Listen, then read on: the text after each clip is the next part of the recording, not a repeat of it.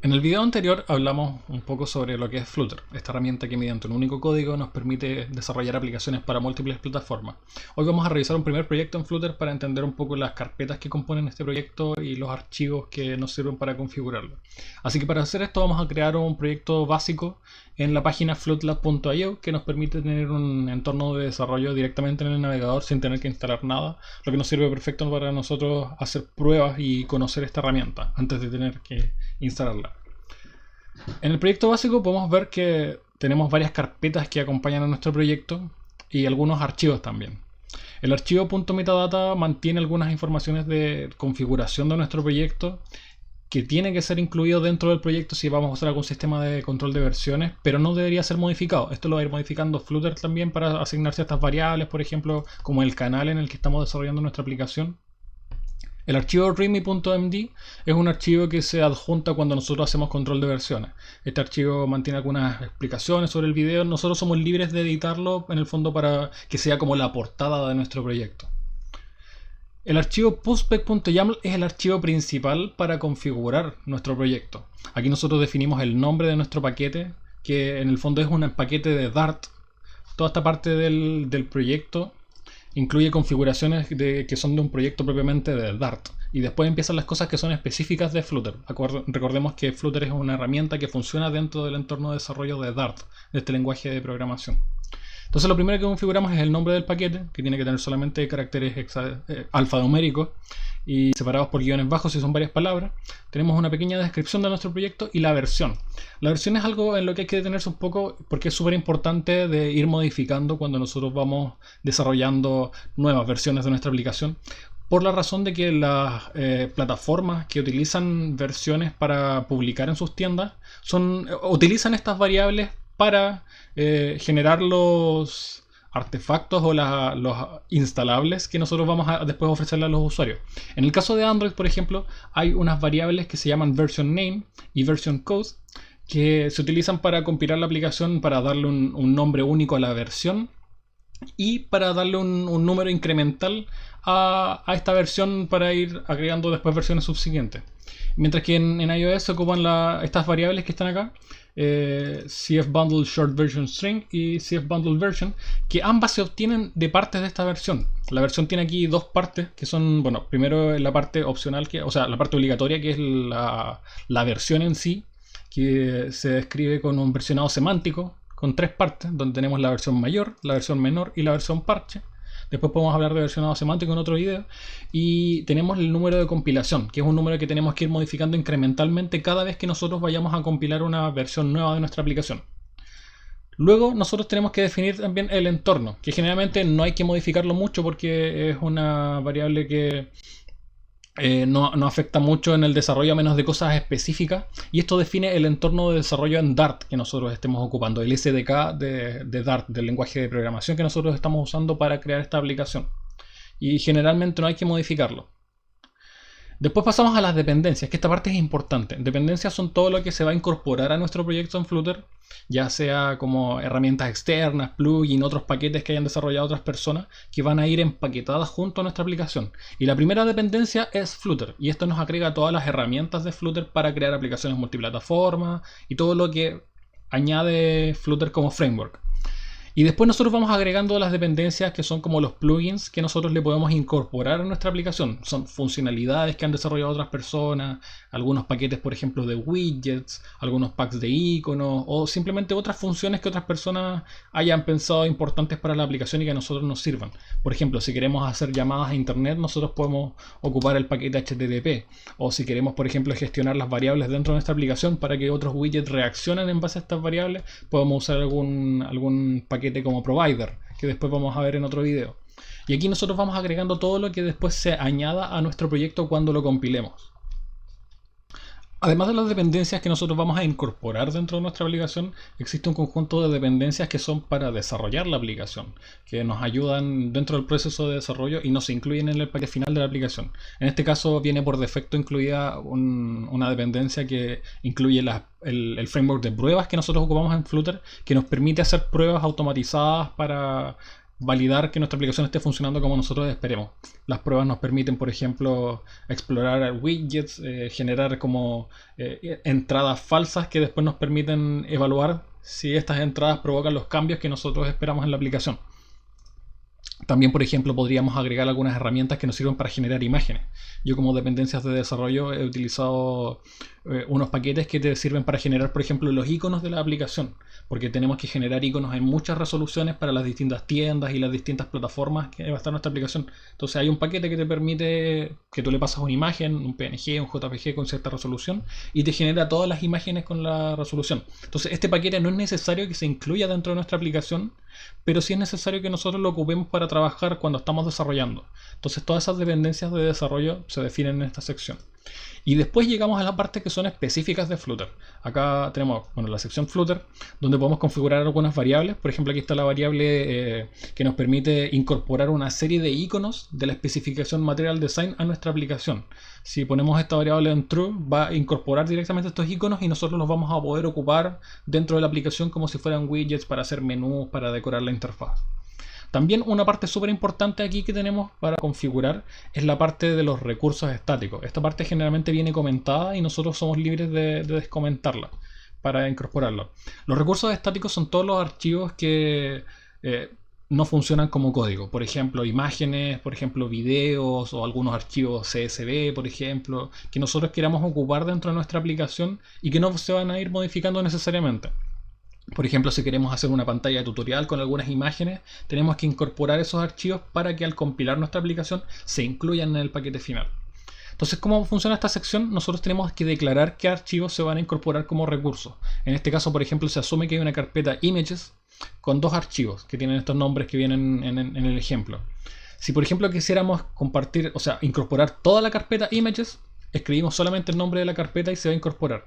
También podríamos hacer resolución, o sea, imágenes que tengan muchas resoluciones con una cierta sintaxis. Por ejemplo, aquí nosotros podemos escribir el nombre de una imagen y podemos agregar carpetas con la resolución y la escala a la que van a ir estas imágenes. Por ejemplo, si tenemos un teléfono con una pantalla con mucha definición, nos puede servir, por ejemplo, una resolución 3x o 2x, y Flutter automáticamente va a ir incorporando según la compilación la imagen que nosotros necesitemos. También una cosa que podemos incorporar aquí en la sección de assets son las fuentes. Si queremos agregar fuentes, se tratan distintos a cómo tratamos una imagen o un video que va como archivo estático, porque esto también se integra con otros widgets de Flutter que tienen que ver con el texto y con los temas también. Entonces aquí nosotros podemos importar tipografías en distintos formatos. Aquí, por ejemplo, el ejemplo nos muestra un archivo .ttf. Podemos configurar el peso y las distintas variaciones de estas tipografías. Si hemos trabajado, por ejemplo, en Node.js, el PubSpec.yaml es muy similar al package.json, que es como el archivo de entrada a un proyecto donde configuramos inicialmente. Y también sirve el package.json en el caso de Node para configurar dependencias y todo eso. El PubSpec.log acompaña al PubSpec.yaml para fijar las dependencias, porque por ejemplo si fijamos una versión, si ponemos este signo acá, significa que por ejemplo podría instalar la versión 0.1.4, por ejemplo. Esto te autoriza como agregar una versión parche que tenga un cambio así no tan rupturistas con la otra versión. Pero el PubSpec.log te asegura que se queda fija la versión que te funciona. Entonces de manera que tú instalas tu proyecto en otra máquina y tienes esa consistencia de versiones.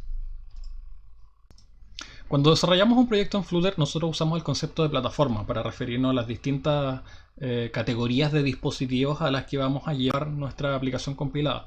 Por ejemplo, una plataforma podría ser Android, una plataforma puede ser iOS, otra plataforma puede ser web, para aplicaciones web progresivas, por ejemplo, y otra plataforma más experimental podrían ser las versiones de escritorio que están saliendo ahora, que nos permiten crear aplicaciones para Windows, para Linux o para Mac. En este proyecto de ejemplo nosotros tenemos algunas plataformas básicas que son las más utilizadas, principalmente Android e iOS, y ahora las que están funcionando en fase beta, que son las plataformas web, y también después podríamos agregar plataformas de escritorio en otras circunstancias. Vamos a ir revisando algunas de las cosas que he tenido que modificar yo en carpetas en mi experiencia para que les pueda servir como referencia y entender un poco cuáles son los archivos con los que hay que interactuar aquí. Todas estas plataformas tienen que ver con la plataforma específica. Por ejemplo, esto ya es parte del proceso de generar una aplicación Android nativa. Y de las cosas que tenemos que configurar acá, principalmente lo que yo he tenido que modificar es el archivo build.gradle, que se utiliza para modificar el proceso de compilación de una aplicación Android nativa. Y cuando tenemos que sacar una aplicación en producción, por ejemplo, tenemos que agregar un archivo de claves con ciertas claves para acceder a ese archivo y al final tener una aplicación firmada, que es lo que nos acepta la tienda, por ejemplo Play Store, donde nosotros vamos a publicar esta aplicación. Entonces cuando tenemos ese archivo de claves, nosotros agregamos las configuraciones aquí, importamos ese archivo. También otra cosa que tenemos que hacer, por ejemplo, es cuando usamos características más avanzadas de Android nativo, probablemente tengamos que modificar el número mínimo del kit de desarrollo. Entonces nosotros tenemos que alterar estos números de versiones y el plugin que instalemos nos va a decir qué configuraciones tenemos que hacer. Otra cosa importante también es el ID de aplicación. Cuando nosotros tenemos una aplicación publicada, esta aplicación tiene como un nombre interno que va a ser el ID de aplicación. Y en algunas circunstancias, cuando nosotros, por ejemplo, creamos la aplicación y no lo especificamos al comienzo, puede que después queramos cambiarlo por otro más representativo de nuestra propia aplicación, marca o algo así. Entonces, esta es una de las partes donde hay que modificar ese ID de aplicación. Cuando nosotros compilamos también nuestra aplicación, se compila a través de perfiles y esos perfiles vienen acá en la carpeta src. El perfil de desarrollo viene en la carpeta debug y el perfil de producción viene en la carpeta main. Son los dos perfiles que vamos a utilizar principalmente. El perfil de debug incluye el manifest, bueno, el perfil main también incluye su manifest. Y este archivo nos sirve para declarar, entre otras cosas, los permisos que utiliza nuestra aplicación. Y uno de los errores comunes que hay es que cuando nosotros pasamos la aplicación a producción, nos damos cuenta que no funciona el internet dentro de la aplicación. Y eso es porque el perfil de debug, el de cuando estamos desarrollando, incluye el permiso de internet, pero el permiso, el manifest de producción no lo incluye. Entonces, una de las primeras cosas que tenemos que hacer antes de pasar nuestra aplicación a producción es agregar este permiso. Y es una cosa que varios me han contado que les ha pasado y es un error súper común. Acá también, por ejemplo, si queremos modificar la actividad que se crea al comienzo del proyecto, ya hablando en lenguaje nativo, por ejemplo aquí en este caso de Kotlin, nosotros entramos a modificar estos archivos, donde podemos aquí, si somos desarrolladores Kotlin, agregarle ciertas cosas a nuestro proyecto.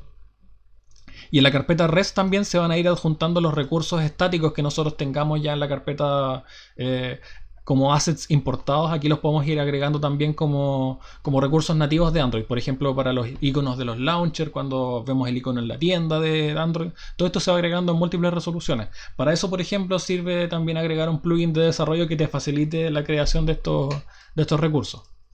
En cuanto a iOS, yo no es mucho lo que me manejo aquí porque principalmente no desarrollo en Mac y cuando he tenido que sacar aplicaciones Flutter para iOS le he pedido a algún amigo que me las compile usando Xcode o he utilizado algunas plataformas en la nube como CodeMagic.io que te deja subir tu código y ellos te hacen la compilación y lo mandan a la tienda de Apple. Pero de las cosas que he tenido que modificar están aquí en esta carpeta runner donde está este archivo info.plist que tiene una serie de cadenas y en formato clave valor. Y cuando nosotros agregamos un plugin que requiere algún permiso del usuario, el plugin nos dice que tenemos que agregar una cadena específica con un texto que describa por qué nosotros necesitamos ese permiso. Pero en esos casos generalmente el mismo plugin te explica en su documentación cuáles son las cadenas que tienes que agregar acá y qué es lo que deberías escribir como texto para poder solicitar esos permisos. Y la última plataforma que vamos a revisar es la plataforma web. Flutter tiene compatibilidad en fase beta con lo que nosotros conocemos como aplicaciones web progresivas o PWA.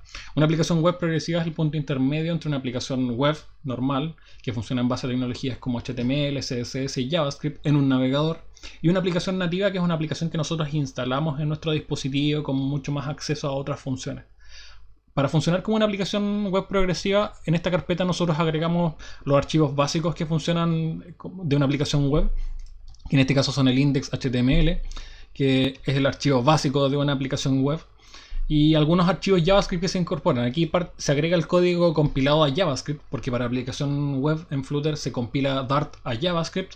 Aquí lo importamos e inicializamos un Service Worker, que es una de las partes fundamentales de una aplicación progresiva que permite que esta aplicación se siga ejecutando en segundo plano, a diferencia de una aplicación web normal. También tenemos el archivo manifest.json, que es el archivo que configura una aplicación web progresiva y es muy similar al PubSpec en el sentido de que configura el nombre del proyecto y algunas variables que después se utilizan para nuestra aplicación. Entonces después cuando nosotros compilamos, el código se transforma en código JavaScript y se adjunta y se empaqueta con estos iconos y estos archivos de configuración para una aplicación web progresiva. Y así como están instaladas estas tres plataformas que son Android, iOS y web, nosotros podemos ir incorporando plataformas como las plataformas para escritorio que se están agregando ahora en fase alfa y cualquier plataforma que pueda aparecer en el futuro. Ahora finalmente vamos a revisar la carpeta donde nosotros tenemos que escribir nuestro código.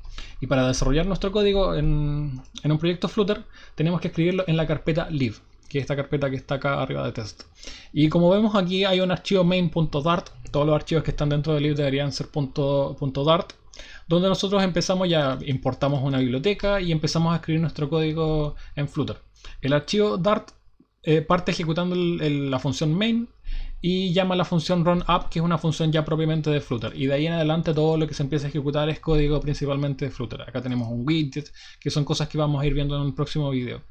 Las dependencias se referencian aquí por nombres de paquete. Entonces nosotros si queremos importar cosas de otro plugin, por ejemplo, y especificamos el paquete desde el que viene y después especificamos el archivo que queremos importar. Y si son cosas de nuestro mismo paquete, de esta misma aplicación, podríamos aquí, por ejemplo, ver el nombre que tiene nuestro proyecto, Hello World en este caso, y la llamaríamos aquí como package Hello World, y podríamos incluir otros archivos que estén dentro de esta misma carpeta lib.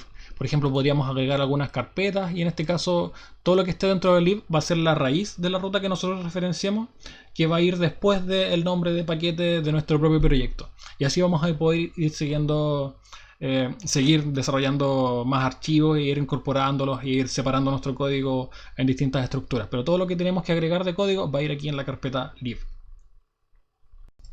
Y a grandes rasgos esa es la estructura de un proyecto en Flutter. Tenemos algunas carpetas para las plataformas con cosas específicas de cada una de estas plataformas. Tenemos una carpeta donde va nuestro código, una carpeta donde ponemos las pruebas que agregamos para validar nuestra aplicación y unos archivos de configuración donde vamos agregando dependencias, variables, la versión, cosas que tenemos que ir después modificando mientras nuestro proyecto va creciendo. Así que espero que les haya gustado este video, pueden dejar cualquier comentario para mejorar los siguientes videos y en el próximo video probablemente hablemos un poco de la instalación de Flutter y después vamos a empezar ya directamente a hablar de código, de widgets, de bibliotecas que nos pueden servir para nuestros proyectos y cómo esto se convierte después en aplicaciones reales que funcionan en producción. Así que nos vemos en otro video.